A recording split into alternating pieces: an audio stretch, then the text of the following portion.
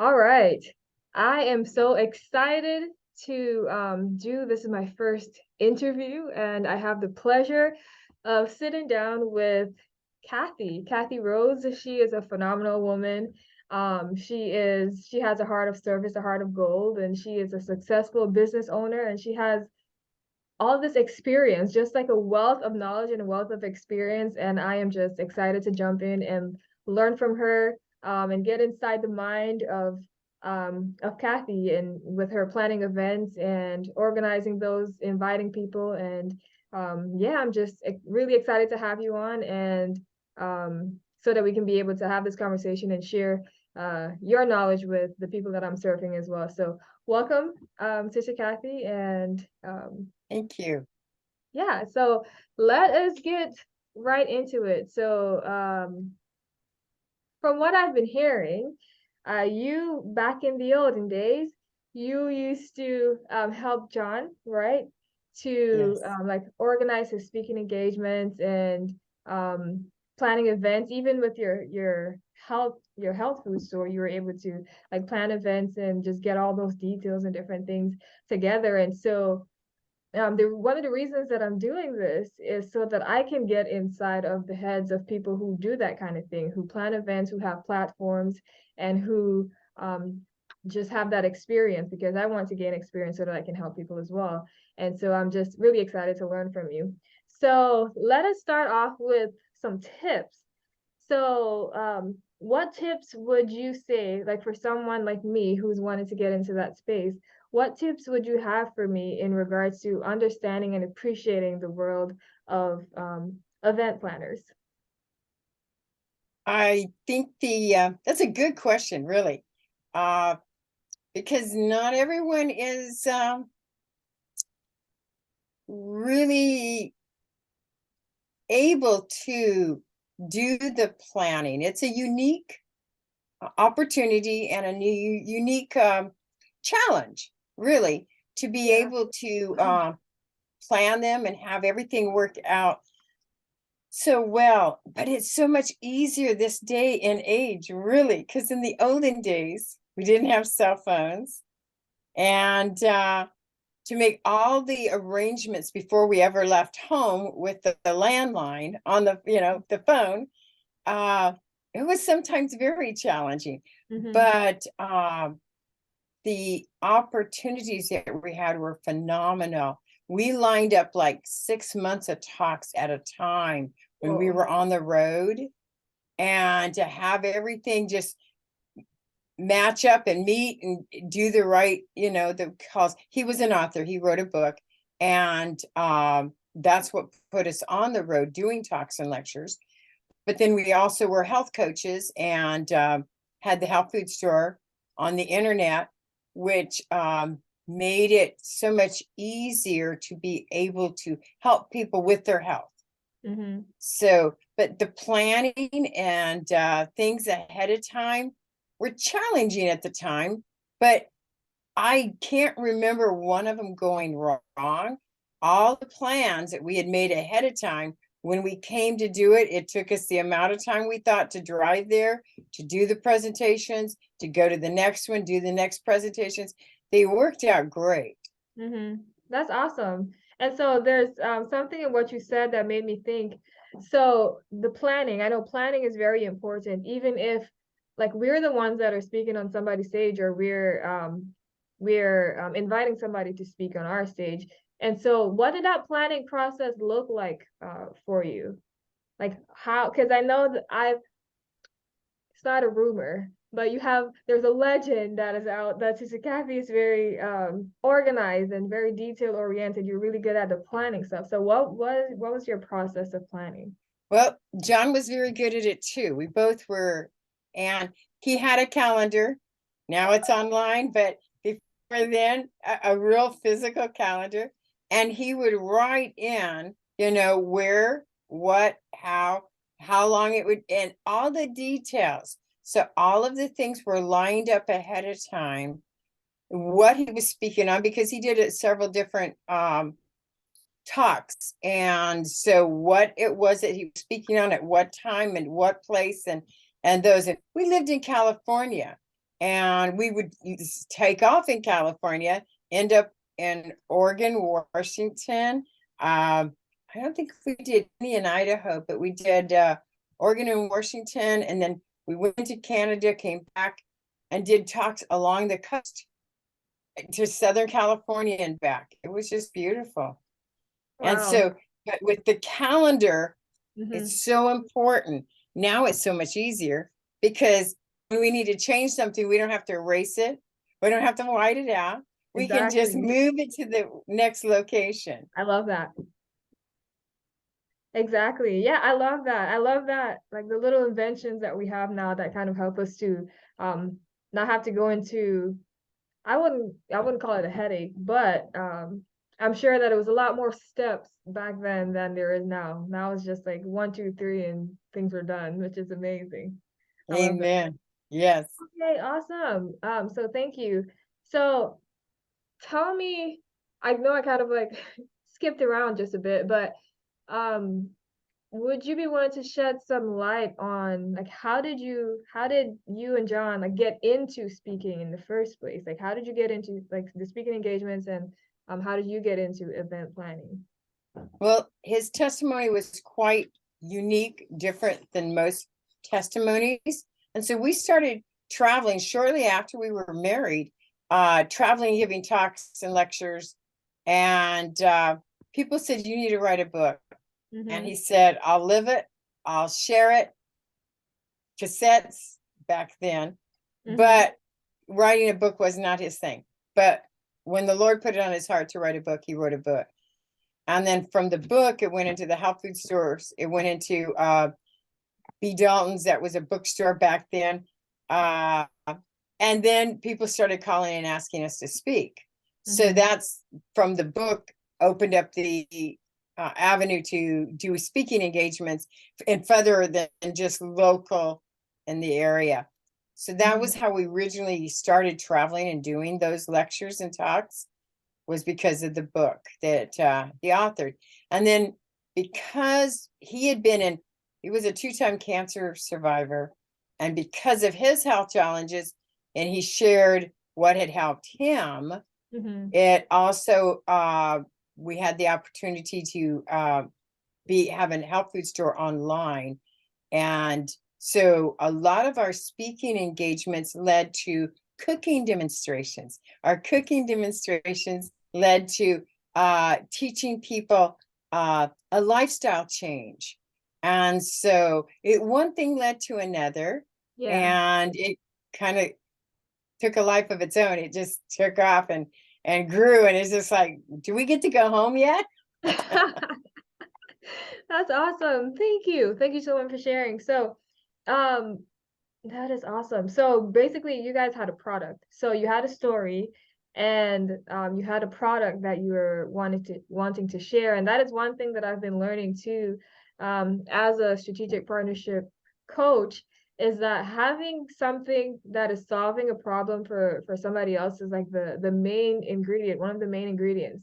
If you don't approach any of these opportunities with a heart of service, then it's just not going to work. And so from John's experience is what I'm hearing. He was able to write a book about it to be able to share with other people and potentially help other people. And then from there was like doors and different things that were opening up. And so that is really awesome. I love that. And it's amazing to me how um, it wasn't that long ago, that many years ago. I just like to use the word olden days, but it wasn't that long ago that, the methods and things to be able to be successful in being on the road and speaking, though they have different names and different labels, they're actually pretty similar to what we have these days. And so when you said, oh yeah, you had a health food store, you had a book and all these different things. We still have books these days, but we have books in different forms. And then you have a book that you can turn into a course that can still help somebody. You have a book that you can turn into a talk that can still help somebody. And so that's really amazing how like transferable they are. And That's so true. yeah. And so I appreciate you shedding some light on that. So I know that being on the road and being in that world is not always easy. And so, would you be willing to share, like, what was one of your most let's just say, you know, you invited somebody to speak or somebody invited you to speak. Like, what was one of your most difficult experiences that you've encountered, and how did you navigate that experience?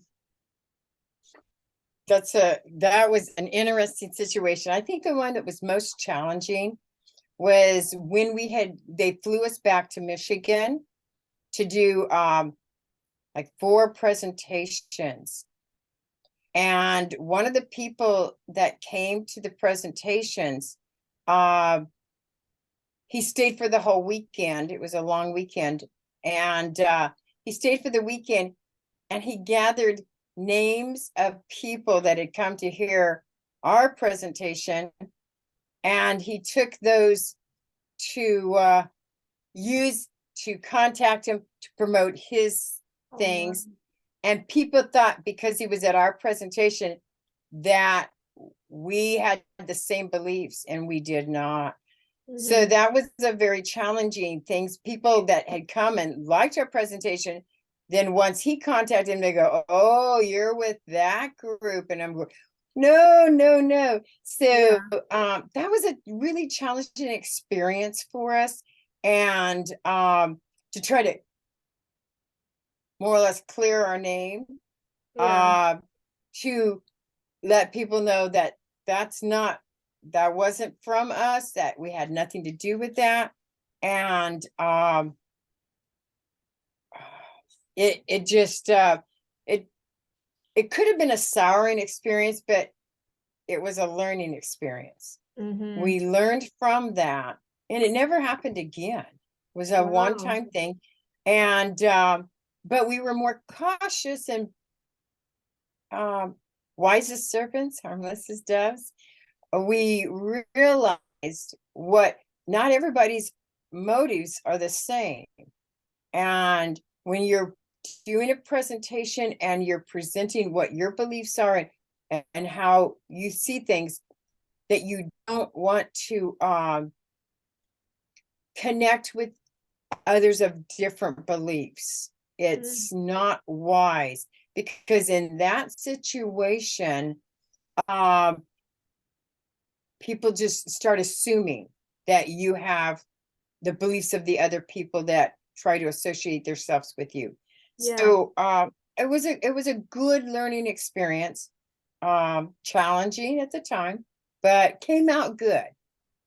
Yeah. Yeah. Wow. And I know something that you said about, well, there's a few things, like a lot of things are flooding into my mind as I'm listening to you. So, one thing that I'm hearing is, first of all, when you're doing this, there's not going to be a shortage of like difficulty. Difficult, as long as you set an intention to do something, there's going to be a difficulty that arises. But I think what makes the difference is the mindset and how you navigate that. And so you were saying that it could have been a souring situation, but instead of dwelling on that, you decided to look at it as a learning, like a learning opportunity.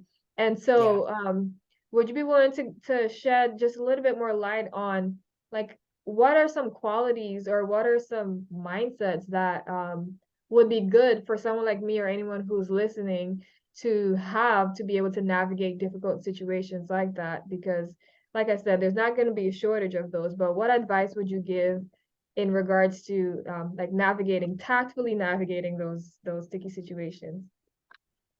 Praise the Lord, we have the word of God, and it gives us good counsel on what to do. And going to the person and explaining that what they had done wasn't proper, wasn't right.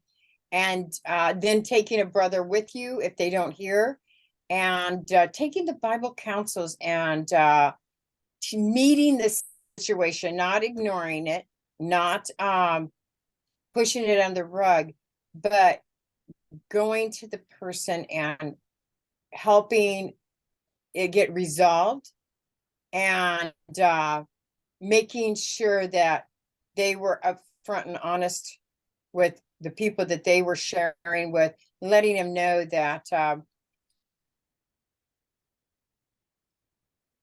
the harm that can be Mm-hmm. done if you parallel yourself with someone who is not walking with all the light. Yeah.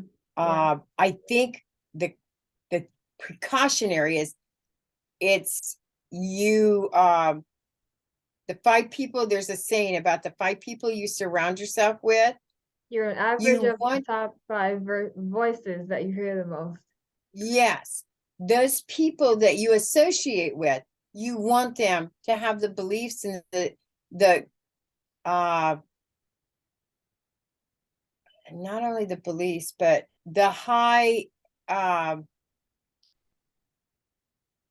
there's a word that you want them to regarding responsible high regard for what the things that you feel are high Yeah, regards. yeah, that makes sense. And yeah, making not associating with people that you don't believe in what they're doing at all, because that puts you in a light where they're, not walking in light. Mm-hmm. Yeah, exactly. And that's really powerful. And that's one thing that I've been learning a lot too, because we have this process that we call market research. And so if we're like, whether it's the people that we're serving or the people that we're partnering with to serve the people that God has called us to serve, we have to make sure that our message is aligning with their message, our beliefs are aligning Amen. with their beliefs, or else it wouldn't be, we'll be unequally yoked, That's because right. know And that align, that was the word I was missing. Align. We do alignment, yeah, want to make sure we're aligned with the people that we're associating with so yeah. that it does not shed bad light. Exactly, exactly. That's a really important phase because like you were saying, we're representing God. We're It's not just about us, it's not just about the people that we're serving. And so if we're aligning ourselves with people who are we just know like will tarnish God's name, it's not a good light. And so I Exactly. really like that. And that transfers in every area of our life. And so I really like that. Thank you so much for sharing. Um, so this is going to be probably a short one today, but I just want to say thank you so much for your time. Thank you so much for being so willing to share your knowledge and your stories, your experience with me and with all those who will be listening to this afterwards. And I am definitely looking forward to having you on again and so for us to have like another conversation about this. And thank you so much. I appreciate it. I want to say I really appreciate you and you're reaching out to me and asking. I love your your loving communication and who you represent. And I appreciate what you are doing to help others. So thank you. Thank you. I really appreciate that. Thank you for your kind words.